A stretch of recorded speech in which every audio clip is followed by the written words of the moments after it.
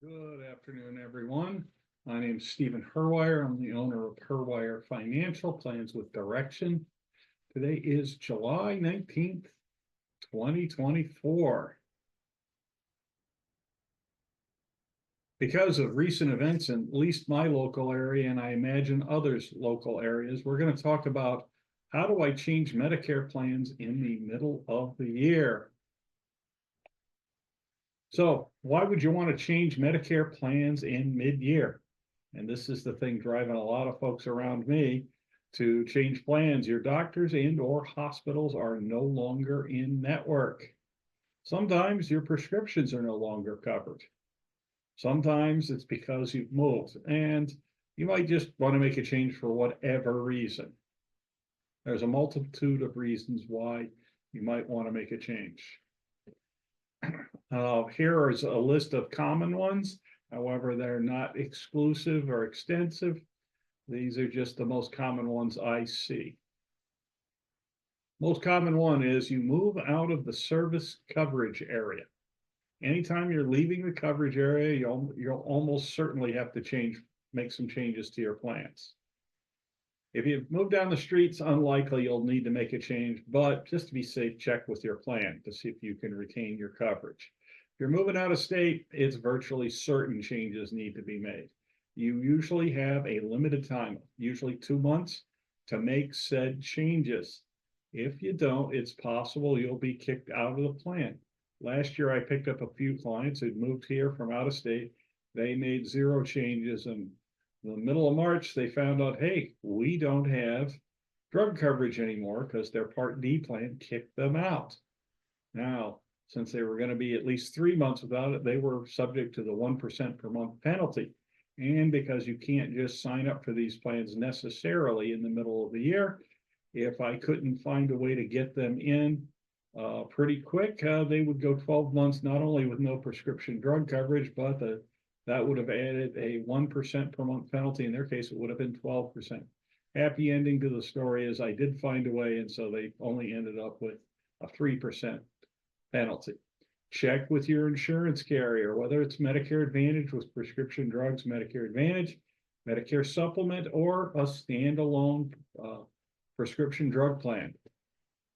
Okay, State Pharmaceutical Assistance Program membership. If you're in your state's pharmaceutical assistance program, you may be eligible for a once-a-year plan change.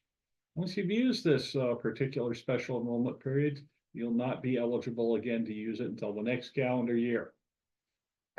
Don't assume you don't qualify. Some states have very generous eligibility requirements. New York, for instance, their plan is called EPIC, and couples making less than $100,000 a year or singles making less than $75,000 a year may be eligible to sign up for New York EPIC. Even if you don't need assistance with prescriptions, it may make sense to sign up, especially if you wish a mid-year change. The 5-star enrollment periods. Now, before I talk about this, I'm going to explain what the star ratings are, okay? There are a variety of areas all plans are rated on. Examples include staying healthy, where they measure the number of screenings, tests, and vaccines their members get. Managing chronic long-term conditions. Member experience with the health plan. Member complaints.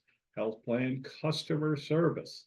Now, keep in mind, just because one of these aforementioned is 5-star does not mean the plan is a 5-star. The plan has to have an overall rating of 5 stars. So if it has an overall rating, you can jump to that plan in the middle of the year.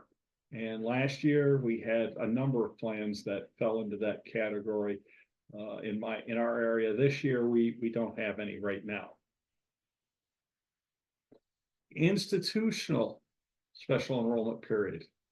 If you're in a long-term care facility or a skilled nursing facility, you may qualify. It doesn't need to be a nursing home. It could be the skilled nursing facility you go to after a hospital stay where you have to get therapy.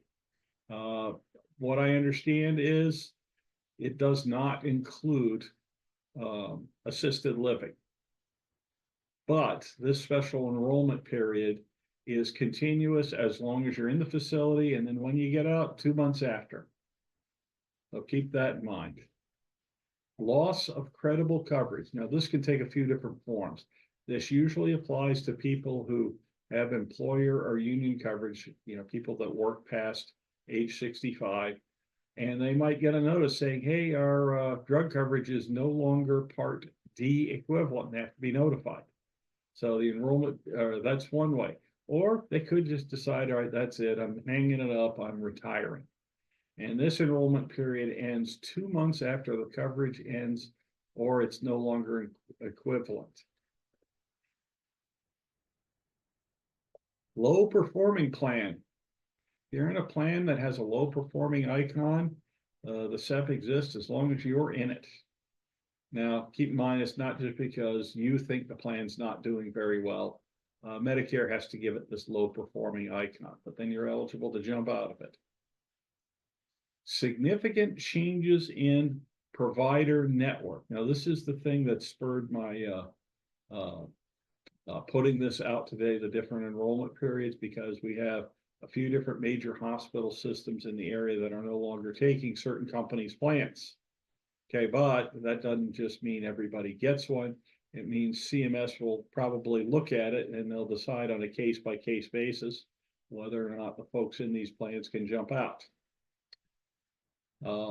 It begins the month the enrollees are notified of the SEP and continues for an additional 2 months thereafter. If you're in a plan you like, there should be a really good reason to change it. You can go to Medicare.gov and you can find out a plan's star ratings.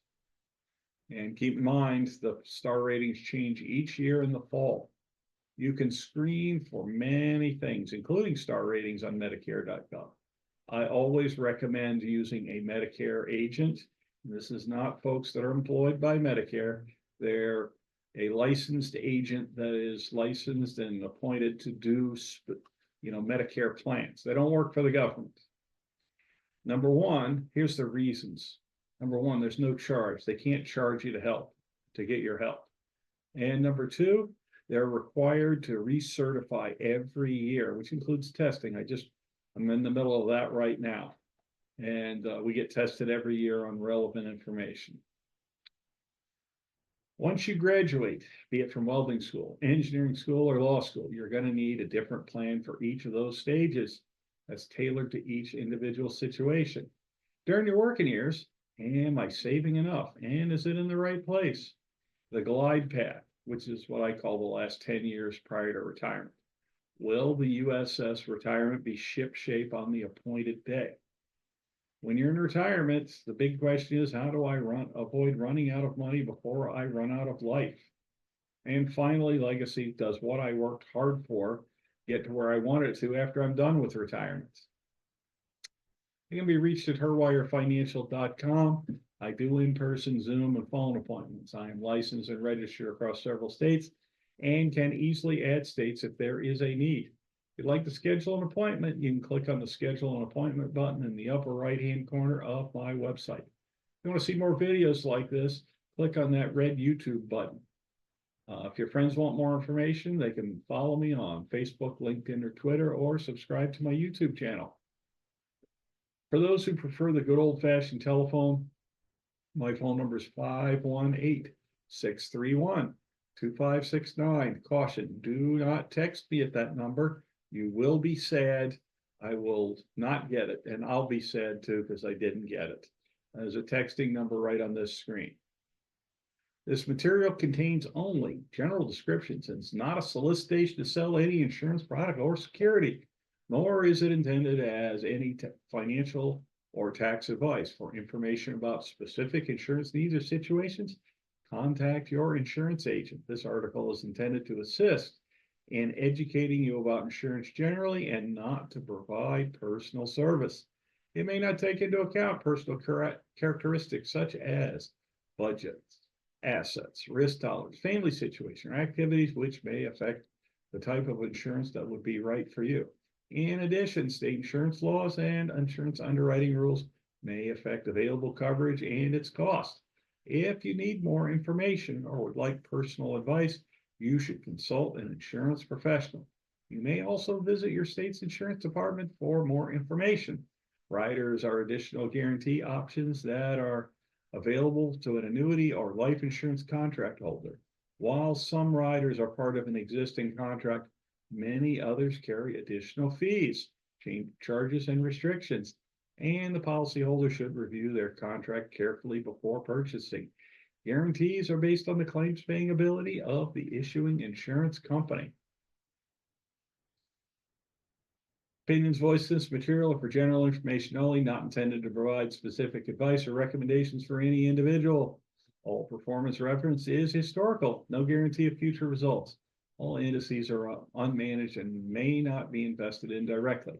All data is believed to be from reliable sources. However, no representation is made as to its completeness or accuracy. None of this is to be construed as tax or legal advice. Consult your advisor prior to taking any action. Unmanaged index returns do not reflect fees, expenses, or sales charge. Index performance is not indicative of performance of any investment.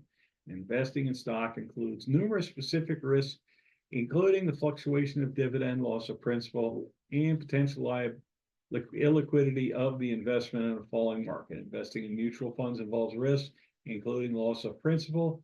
Fund value will fluctuate with market conditions and may not achieve its investment objective. Dow Jones Industrial Average composed of 30 stocks that are major factors in their industry and widely held by individuals and institutional investors. Standard & Poor's 500 index is a capitalization weighted index of 500 stocks designed to measure performance of the broad domestic economy through changes in the aggregate market value of the 500 stocks representing all major industries. NASDAQ Composite Index measures all NASDAQ domestic and non-US based common stocks listed on the NASDAQ stock market. The market value, the last sale price multiplied by the total number of shares outstanding, is calculated through the trading day and is related to the total value of the index. Everybody, have a terrific weekend, and I'll see you next week.